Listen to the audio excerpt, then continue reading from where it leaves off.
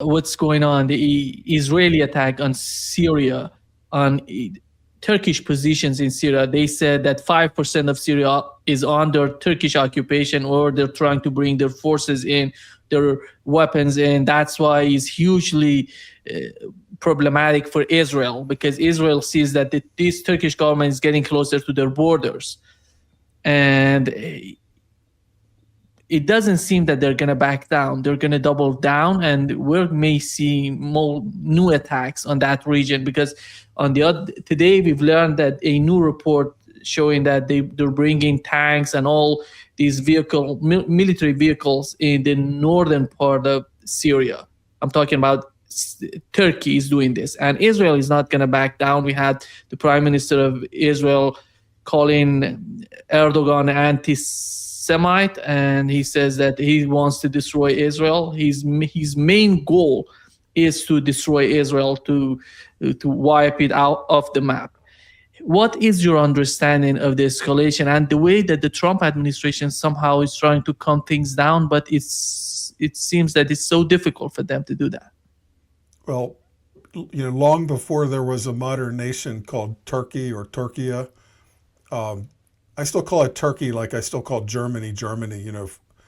But anyway, whatever you want to. Before there was this country, modern country of Turkey, there was the Ottoman Empire, and there was no border. Syria was part of it. So, to the Turks, they're always going to feel very strongly that these, to them, it's a region. Now it's a modern country of Syria, but it's just one of the Sykes-Picot countries created by France and Britain after World War One. It has no logic to it in terms of the people that are contained within it. It was just lines drawn on the map by Europeans, to suit them at the end of the war and the breakup of the Ottoman Empire. So there is, long before there was a state of Israel, there was Ottoman Empire, which included Syria. So the Turks are never going to just say, Israel, you have a veto over any move we make in the modern country called Syria. And if you have that I put this map together because a lot of people, they don't, when they just hear words like Syria, Israel, Turkey, they don't realize we're talking about that little bullseye circle that's Abu al-Dahur Air Base. That's what the Israelis hit. So it's only 60 miles from Turkey, or 60 kilometers rather, that short leg, because Turkey wraps around and comes down the Mediterranean, the east side. And it's 320 kilometers from Israel, clear across Lebanon and then a lot of Syria. So the Israelis are announcing that anything beyond small arms in the state of Syria, they have the right to destroy. When Turkey and Israel both supported Jolani's takeover of the country, it was done with motorbikes and pickup trucks, small arms. It was like a very fast, coordinated strike using speed and mobility. And once this was accomplished, the Israelis spent the next couple months destroying every military piece of hardware on the ground they could find in Syria. They just roamed at will. I mean, they began in the ports of Tartus and Latakia, and they sank all of the Syrian patrol boats. The Russians had already, the Russian ships had left. And these are important because Russia had a very strong alliance with Syria and the Assad family going back to the 1960s and the Nasser era and the Six-Day War. The first modern battle at sea between boats armed with missiles was all the way back then. And there were,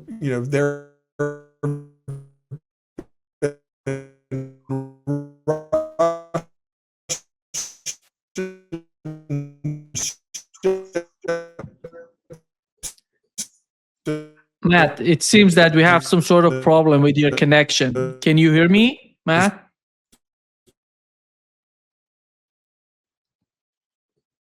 Can you hear me? Yeah, you're frozen here. I don't know if you hear me or not, but you're frozen. We cannot hear you. Yeah,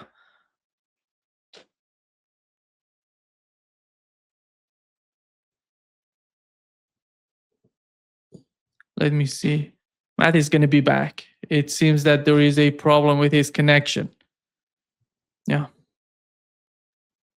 What he's mentioning is so important, I think, with the map here. As you see, he was mentioning these two cities here, which were some sort of, the Russian connection with Syria in Latakia and Tartus, and these two important positions for the Russians. Yeah, here is Matt. I'm Matt is sorry, back. StreamYard. I mean, I know StreamYard works for live stuff, but it doesn't seem to be the most stable platform. Yeah, Anyway, the Russians, those were Russia's warm water ports for many decades, for like 50 years. And so part of the fall of the Assad regime was Russia losing its footprint on the Mediterranean. However, there are still Russians there, and along with the Turks trying to stabilize their part, Idlib province in northwest Syria and Aleppo, those are very close to Turkey. In fact, that's where Jolani and his movement, I think, was Idlib is HTS. here, Matt, that you've Yeah, very mentioned. close, Yeah, very close. there's But Idlib and Aleppo were when the Turks gave sanctuary to Jolani and his faction before they broke out and took over the whole country. But once that was accomplished, Israel cooperated with that. But then Israel destroyed everything beyond, trucks and small arms. Every helicopter, every tank, every aircraft they could find, they destroyed. Bases, they were all destroyed by Israeli bombers. Well, American-made, American bombs, but IDF planes. So you can see the formula is to take this country and reduce it down to a warlord state where Jolani just has enough control that there's not another uprising, but they can never in any way threaten Israel. And to the extent now that Israel considers its right to destroy anything larger than a pickup truck and a machine gun in the country of Syria. I mean, and this is pretty bold, obviously, that you would be picking a fight with Turkey while you're already in a quasi-war with Iran. With Iran, part of the Mecca Accord, saying that all of these wars have to be stopped, or the one Western Asia war will continue until all of them stop. And here is Israel picking a fight with Turkey. Yeah, that's the Mecca Accord, as you mentioned before. It's very significant. They didn't do this in Riyadh or, they did this in Mecca, which means it's an Islamic accord. That this does not exclude Iran because Iranians go on pilgrimage to Mecca also, right? Shia Muslims go to Mecca, same as Sunni. It's not exclusive to one or the other. So when I look at the map, I see Egypt and Iran potentially joining in a few years when the American presence is basically gone from West Asia, except for perhaps Israel and Jordan, which is a weak puppet state. But they want Syria to be reduced to rubble like Libya. Iraq is dysfunctional, disunited, and this is what they would like for all of the countries surrounding them to be weak and helpless, with no defense at all, so that the IDF Air Force can just roam at will, destroying anything they want. But to be picking a fight with Turkey at the same time that Iran is threatening, to retaliate, to escalate, it seems like this is even a bridge too far for Israel. Even the most ardent supporters of the Greater Israel Project, this is a lot to chew. This is a lot to bite off. This is a little chihuahua that is at the same time attacking, a pit bull and a Rottweiler. And the Chihuahua only feels that it can do this because he feels that, the 500-pound gorilla America is backing him up no matter what he does.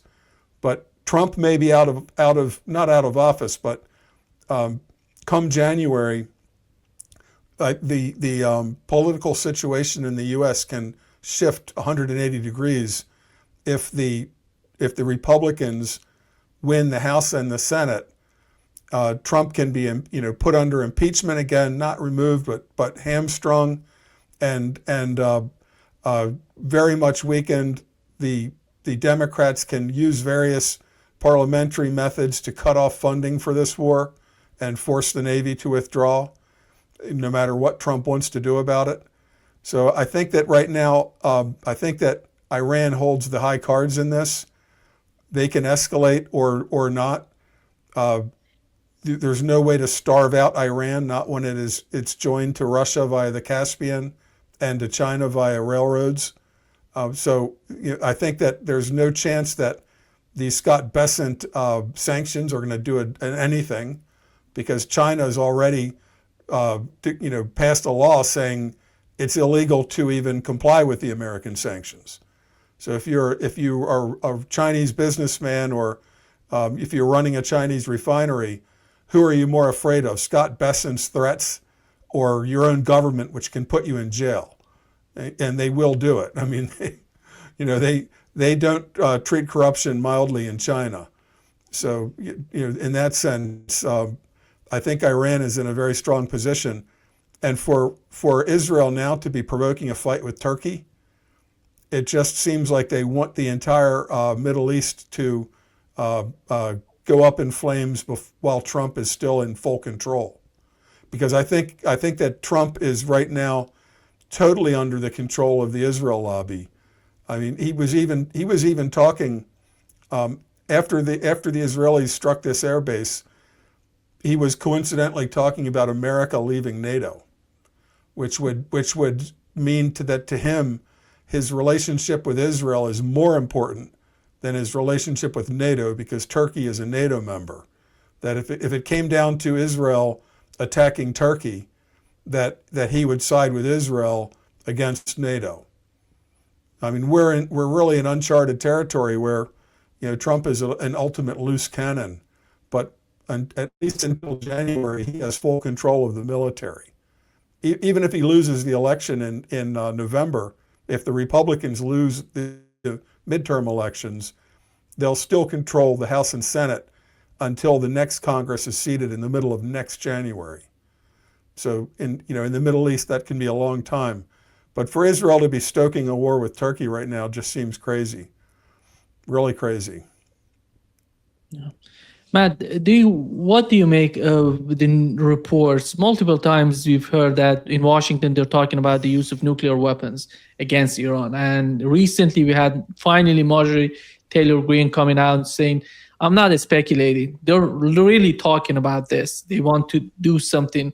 Maybe Donald Trump is getting more serious about using those weapons since the conventional war didn't work. Conventional weapons didn't work so far. So how do you see the whole case of the nuclear weapon? How is that going to change the Donald Trump's position or his sort of gain out of this war in Iran?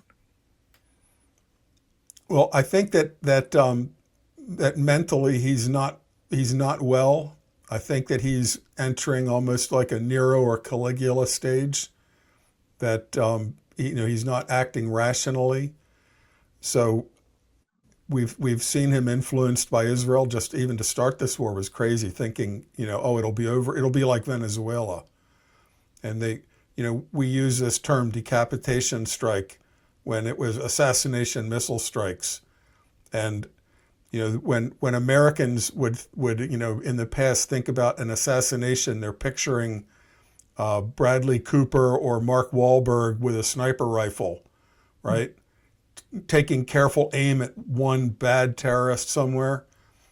But we used the Israeli model, and we dropped tomahawks right on buildings because the algorithm said oh, Saturday morning, there's a, 80% or 90% or 60% chance that this individual is in this building. So if these tomahawks all come down at the same time, they'll have no time to warn each other. And the fact that their families and neighbors will be killed, we don't care. Right? So, to me, this is a pretty terrible way to begin a war. But so I would have never believed Americans would do that. Okay. He even joked with the Prime Minister of Japan in the White House about Pearl Harbor. About sneak attacks, like joking about it. And to me, this is a very dishonorable and un-American thing. And it was during negotiations. In Oman on Friday, they were saying, oh, it's looking good. We'll see you on Monday in Geneva. So everybody went home that weekend thinking maybe this will be resolved. And then the missiles are coming down Saturday morning, including Manab Girls, the school for the children in Manab and other places. But this Israeli method of exploding buildings to maybe get one person that they think is there is to me unbelievable already. So then you say, well, would he consider using a nuclear bomb? They have this bomb that can be dropped by an F-35 or a B-2 stealth bomber, which they can literally dial the yield down to, the Hiroshima bomb was like 15 kilotons, and they can dial it down to a fraction of 1 kiloton, or anything up to 8 or so kilotons, I'm not sure. But the idea that they would pick a mountain and say that's where all of the nuclear material is hidden, and try to destroy it with a nuclear bomb, it wouldn't work, first of all, because these granite mountains are even strong enough to withstand a small yield nuke. They're built these missile cities are built underneath of granite mountains, with thousands of feet of granite on top and multiple exits, with blast doors and expansion chambers and turns, designed to reduce the effect of a blast wave. So to use nuclear bombs just as a gesture, to then tell the world, look what we did, we've destroyed the nuclear program, I think it would be a complete failure because, as others have pointed out, you can't destroy the knowledge. It's not like some kind of a holy grail or the sword Excalibur that is hidden in a mountain. And if you destroy it, that ends the chance of Iran ever developing. You have scientists that can start all over again, no matter what. And I've told people, if they dropped a big nuclear bomb on Tehran and killed 20 million people, that wouldn't end the war. In history, it's proven over and over again in the 20th century, bombing Germany, the Germans bombing London, the Americans and British bombing German cities, didn't cause the people to quit and surrender. It made them more angry. So there's no chance of starving Iran out because they're connected to all of Asia.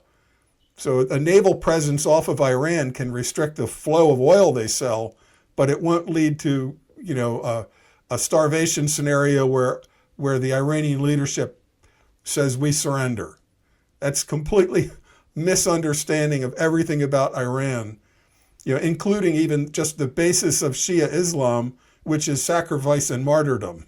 That, with a gun to my head, you tell me sign this document and do it our way or we'll kill you. They'll say, you'll have to kill me, but my son will be back, his son. I mean, this is just an American total misunderstanding of the Iranian character. The more you threaten them, the more they're going to dig in. It's absolutely useless what we're doing. I don't know if Iran's going to escalate by striking air bases or a ship, but it's a possibility. They may determine that the status quo is not getting the results they want. They may decide to escalate, either hitting a ship or an air base. But in any event, I think that it's going to be really bad politically for the Republicans.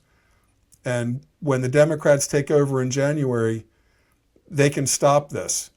But until January, I think Trump and Netanyahu have a free hand right across the region.